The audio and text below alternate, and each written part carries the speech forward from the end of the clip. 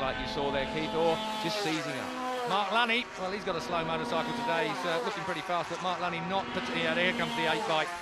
So David Lemon, your pole sitter, is not going to win, and that is going to be a real disaster. And he's tried so hard for so long. Looking back at York Hairpin, and someone a bit hot on and he kept his brakes on a little too long there. It's Raymond Hodges, another Ballymoney man. So Ballymoney man leads, Ballymoney man crashes. William Dunlop out front. Of course, Robert, his father, is the lap record holder here, 103.153. I can't imagine them beating that time today just because of these heavy, heavy wind conditions. Nice to see Michael Wilcox down in pit road as well. Michael Wilcox, of course, winner here last year. He's over taking a bit of a holiday. He's the second fastest man around here on a 125. Helicopter shot looking down on the track towards Mathers Cross. That little kink, it looks absolutely nothing significant at all, but it is one of the most frightening corners anywhere in the world on any racetrack in the world. Particularly when you've got a 30-knot wind gusting, and as you try to tip the bike in, it's trying to wash the wheels out from underneath you. Pick you up, take you offline as we come to the Macroboy chicane. William Dunlop with a massive lead now. This really is a significant lead on a 125. The momentum carried forward through Macroboy, and really, fingers crossed that there is no mechanical failure. The only trouble with two-stroke motorcycles, they can be a little temperamental. Yeah, they're fast for the capacity that they are, but as you rightly say, Keith, we've had lots of sieges throughout our careers, and all these riders will be cautious and aware of that. You've only just sometimes got to shut the throttle as you go into a corner, and the engine will just seize up, but we hope that doesn't happen. The number 11, the PJ Flynn Honda, the 25-year-old William Dunlop. Ollie Lindsell, we're looking at now, the number 4 machine. Long way back up the track, so Lindsell, nice and neat, tucked behind there, trying to take advantage of it. Oh, pops out, it's like an air brake. Stick your head out, shoulders out, knees out if you can. Slow the bike down, just a little nicely turned out machine, as you might well expect from the Flynn Motorcycles mob. Here he is then, race leader, William Dunlop. I personally think this is the best corner on the circuit for my money. Over the top of Black Hill there, it's just a corner, a very blind corner, but as you come over the top, you just get it nice. It's very, very satisfying. Crank it over. You can't see the exit curve, but once you know that corner, it's absolutely fabulous. I'll second that emotion. Still number 2, Chris Palmer in second place, but it's William Dunlop in the sunshine along the coast road, putting on the style a little bit there as well. So Dunlop exiting the chicane, heading down towards Juniper now. The last left-hander and the chicane at the start and finish area. Still got it all neat, tidy and tucked in. And really, if there was a class synonymous with the Dunlop name, I'd like to nominate the 125s. Joey was brilliant on them round the TT. Robert was brilliant on them everywhere.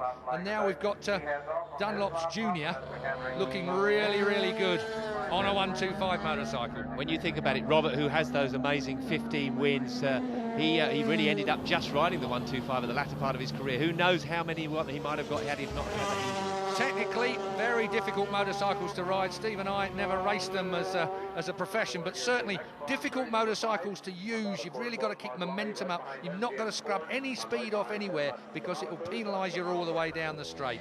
Yeah, a lot of youngsters start out, of course, on these machines. You've got the Red Bull Rookie Series in the Grand Prix, and the 125 MotoGP Series. Bradley Smith in that had his win a few weeks ago, so it is a fabulous starting out. But of course, some of the elder riders, and you've got someone like Davey Lemon, who unfortunately isn't out there anymore because he broke down, 44 years old, still competitive. But it's about the youngsters at the moment. William Dunlop looking like every inch a win. It's going to have a double win at the Northwest 200 if he carries on the way he's going at the moment. That's the number 5 biker, Mark Lunny, still out there. It certainly didn't look as if he was making it work as well as he might like. 36 going through as well. I think that was Stefan Severkals, the Dutchman. Stefan Severkals. Name I'm not familiar with, but he's having a good ride here at the Northwest 200. Meanwhile, a real study of perfection on a 125 around a road course like the Northwest 200. William Dunlop. Well, I'll tell you what, Northern Ireland might have thought, with the demise of his dad Robert and Joey obviously a few years earlier, that they wouldn't have that much to cheer internationally. But now we have the Dunlop clan bringing 2 more boys in here, 24 and 21 years old, the 2, Michael and William Dunlop, doing the business at an international race, and this could really be another springboard of the Dunlop name into the future. 5, looking back up the track, Mark Lunny, still battling away. Behind him, James Ford from Macclesfield on the E3 Motorsport Honda. as Steve has said, nearly enough all Hondas, and again, well, you've got to feel a bit sorry for Mark Lunny. He's riding the wheels off that 125, but he just isn't performing in the manner he might like.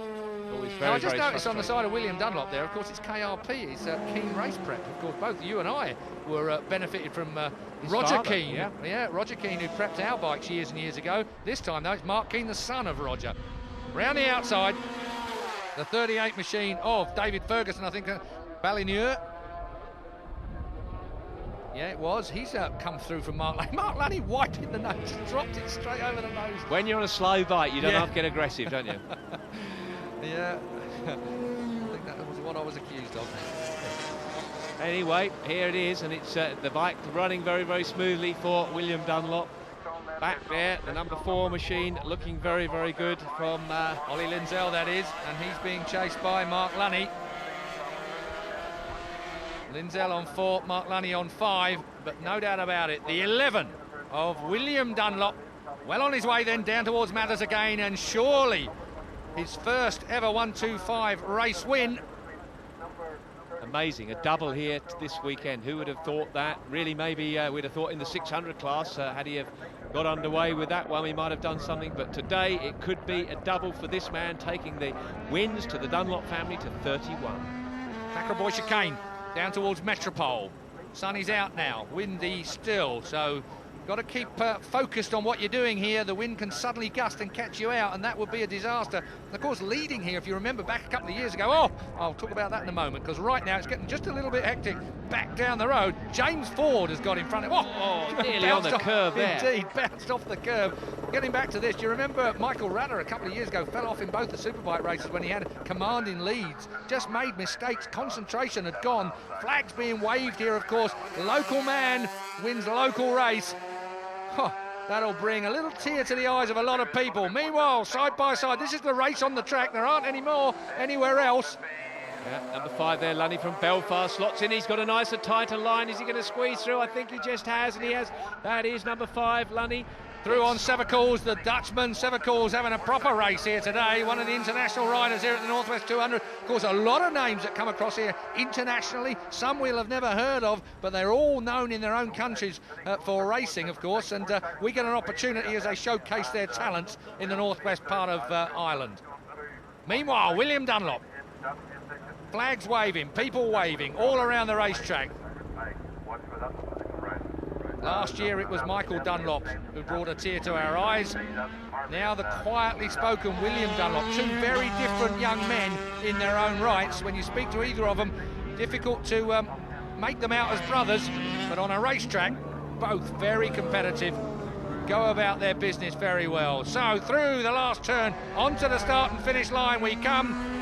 William Dunlop takes the checkered flag, and that is history being made, I'm sure. And here comes number 2, Chris Palmer on the Manning Collections racing machine, and Ollie Linsdale, number 4, Flitwick Motorcycles takes 3rd. But look at this battle that's going on at the moment for 4th place. That's Stefan Severcools, the man in 5th place as it is at the minute, but dropping through in 4th. Tell you what, he nearly never got it. Over the line in 4th was the number 5 bike of Mark Lunny.